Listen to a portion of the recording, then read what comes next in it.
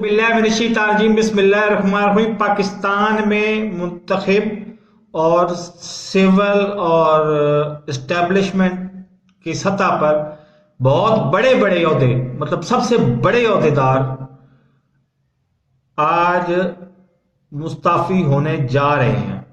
उसमें से कौन से मुस्ताफी होते हैं और कौन से बच जाते हैं, ये गेम आज 90% आज फाइनल हो जाएगी। अगर फाइनल नहीं होती तो आगे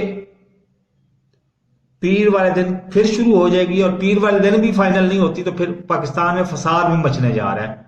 मैं आपको पेश की इतला दे रहा हूं, इस वक्त CNN समेत टोटल 150 टेलीविजन कोई खबर नहीं दे रहे। मैं आपको पहले खबर दे रहा हूं कि पाकिस्तान में आज मुतअद्दद इस्तीफे आ रहे हैं।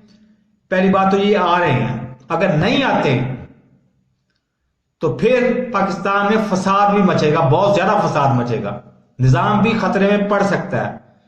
ये मेरी गेम जो है मेरी तवक्को से ज्यादा जल्दी शुरू हो गई है। तो मेरे इस चैनल को सब्सक्राइब नहीं किया तो सब्सक्राइब कर ले, साथ लगे बेल आइकन को दबा के नोटिफिकेशन ऑन कर दे ताकि मेरी हर नई वीडियो को नोटिफिकेशन आपको बर वक्त मिल सके। अल्लाह हाफिज।